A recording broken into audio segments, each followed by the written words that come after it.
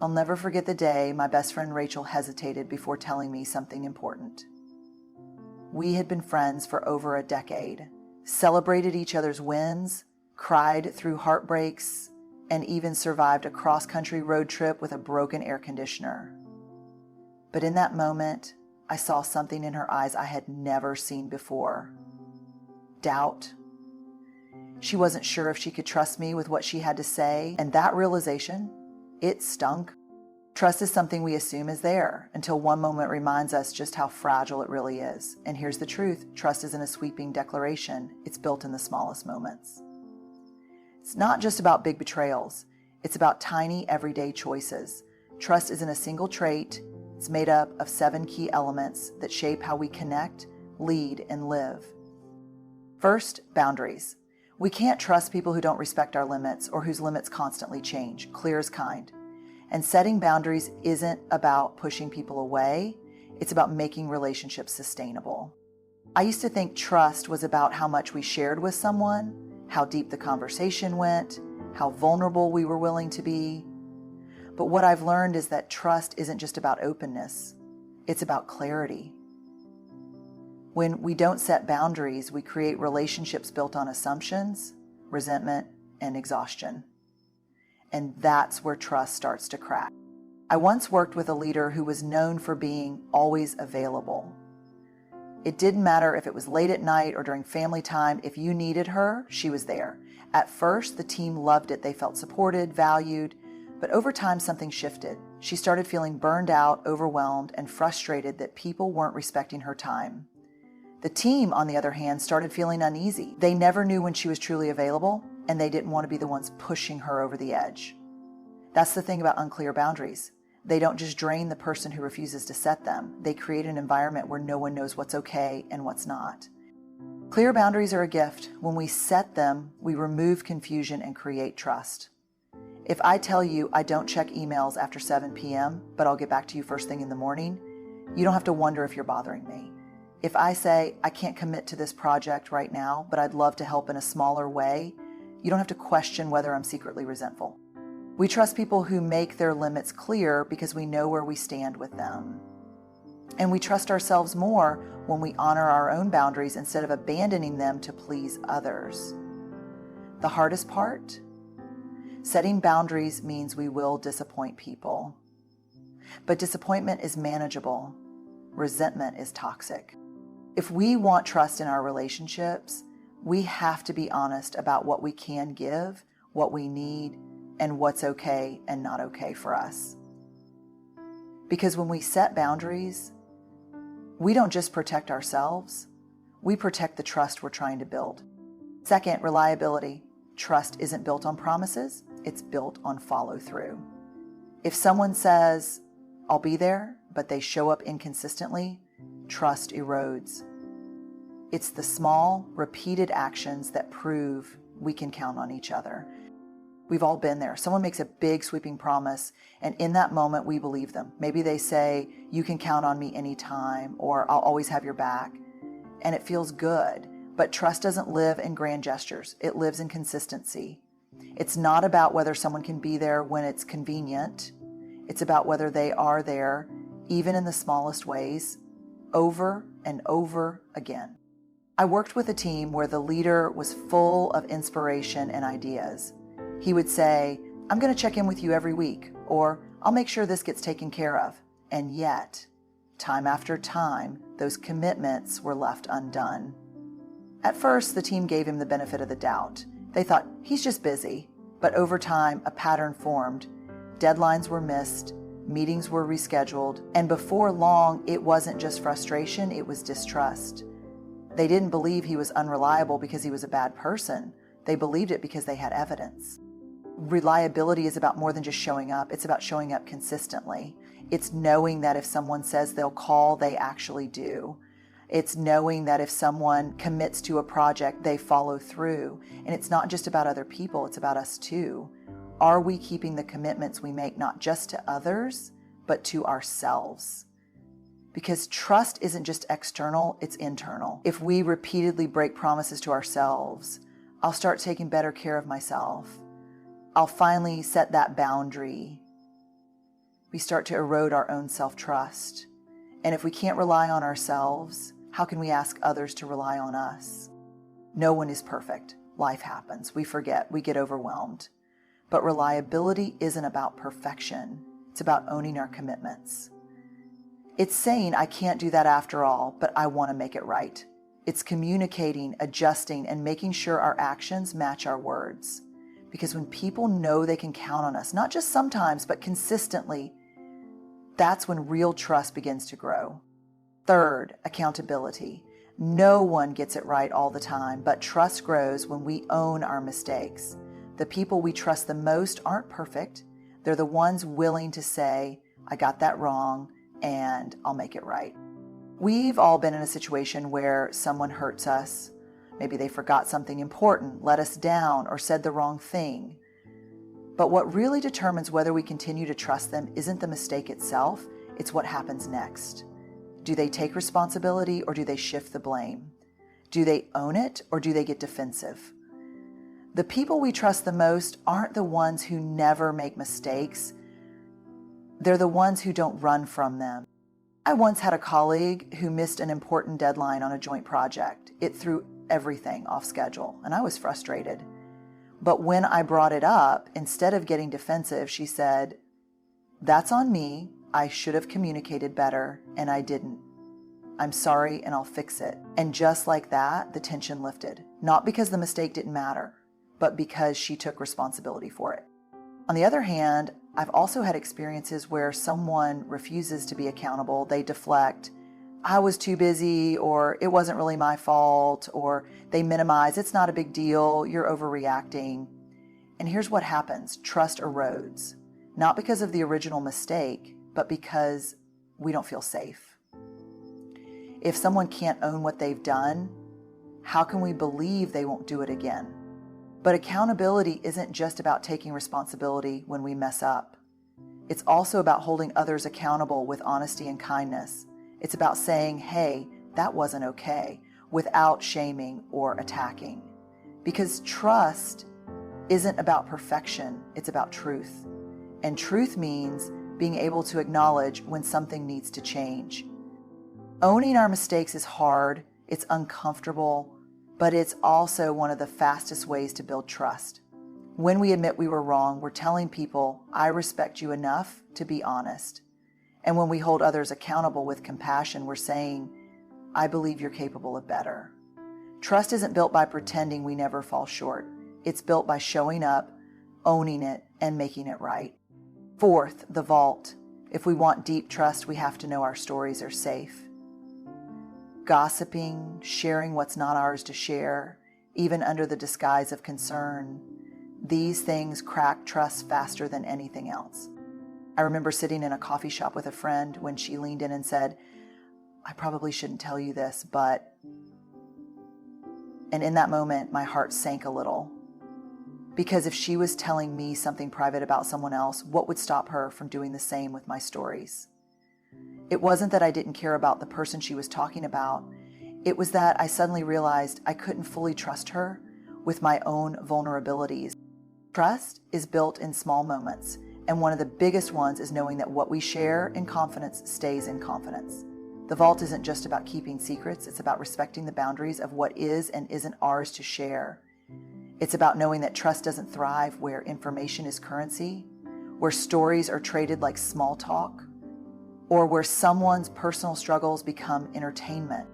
I once worked with a team where gossip was the norm. People bonded over sharing inside information, dissecting decisions behind closed doors, and whispering about who was struggling. At first it seemed harmless, just venting. But over time, no one felt safe. If a mistake was made, people worried about how it would be talked about when they weren't in the room.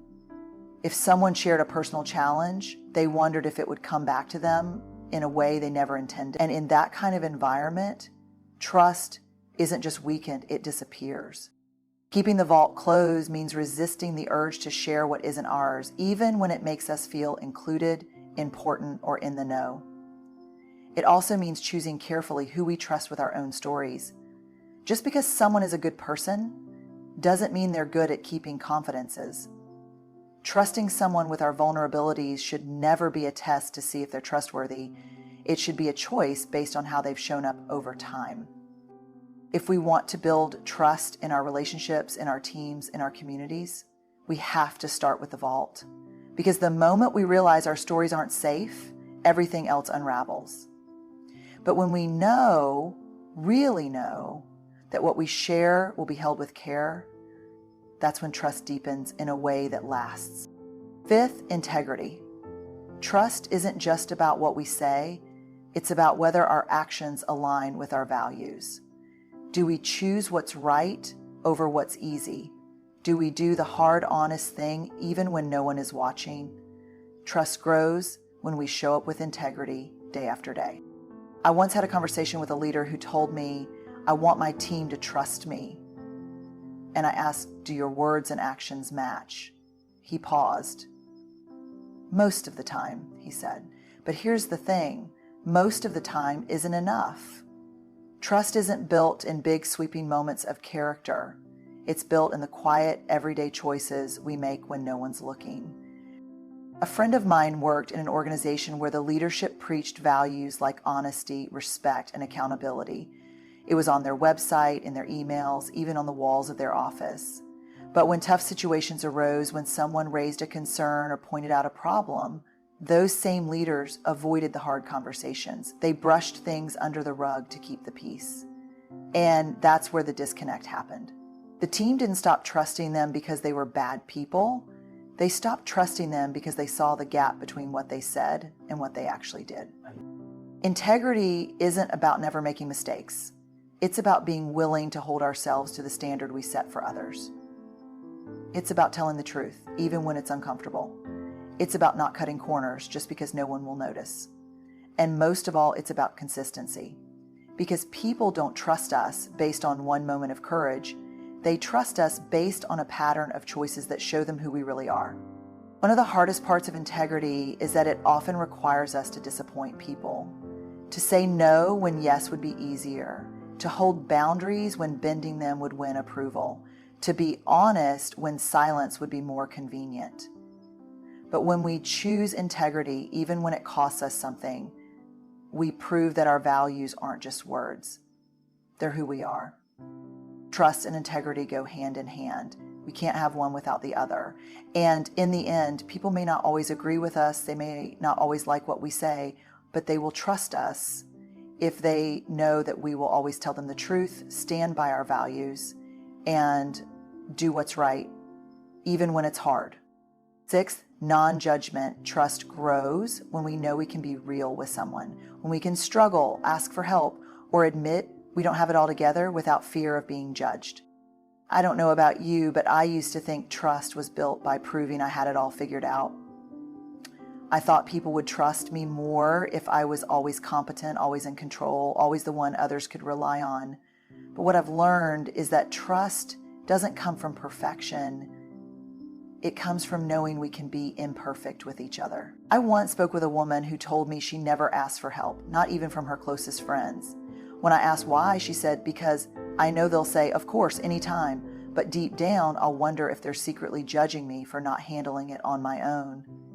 And I get it. We've all had moments where we hesitated to be vulnerable, not because we didn't need support, but because we weren't sure how it would change the way someone saw us.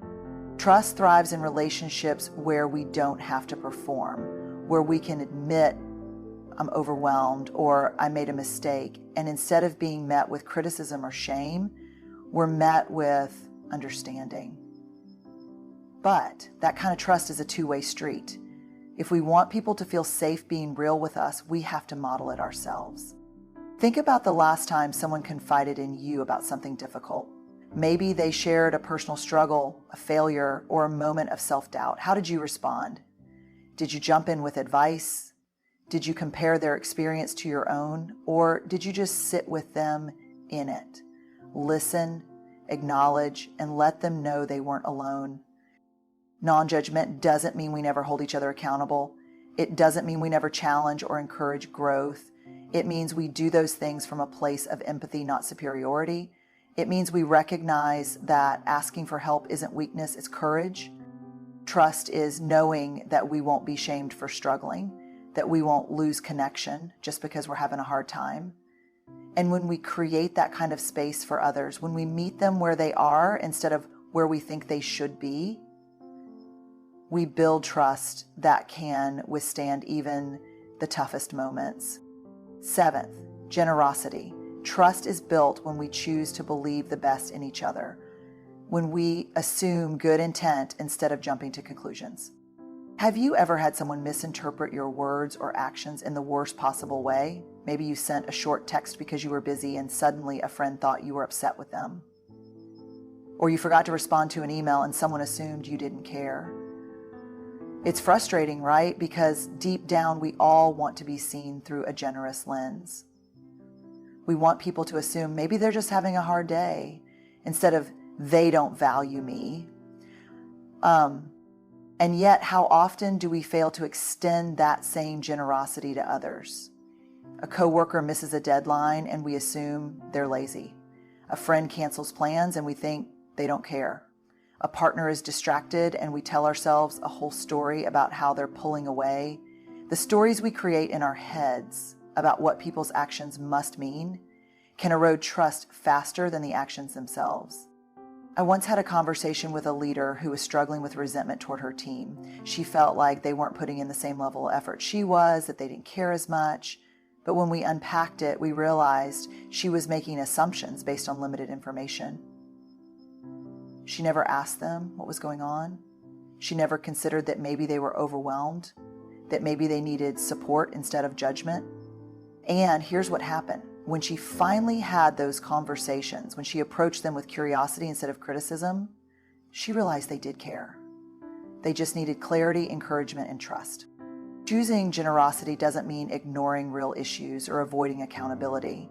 It means giving people the benefit of the doubt before assuming the worst. It means replacing "they don't respect me" with "maybe they're struggling." It means being willing to ask, "Hey, is everything okay?" instead of writing someone off. Trust isn't built in a vacuum. It's built in relationships where we don't have to be perfect to be believed, where we don't have to prove our goodness at every turn. And when we choose to see others in the best possible light, not naively, but with wisdom and curiosity, we create the kind of trust that strengthens, deepens, and lasts. Trust isn't built in a single moment. It's built in the small choices we make every day, in how we show up, how we listen, how we honor our word, and how we hold space for others. It's in our reliability, our integrity, our willingness to be accountable, and our commitment to seeing the best in each other. And the truth is, trust isn't easy. It requires courage. It requires us to be vulnerable, to have hard conversations, to risk disappointment. But the alternative, living without real connection, without a foundation of trust, is far harder. So as you move forward, I hope you choose to build trust in the way that truly matters. Not with perfect words or grand gestures, but with everyday moments of honesty, kindness, and follow through. I hope you choose to be the kind of person who can be counted on, who holds others accountable with grace, who protects what's sacred, and who leads with generosity. Because trust is the foundation of every strong relationship, every thriving team, and every meaningful connection. And when we commit to building it, one small action at a time, we create something unshakable. Good luck, and go build trust that lasts.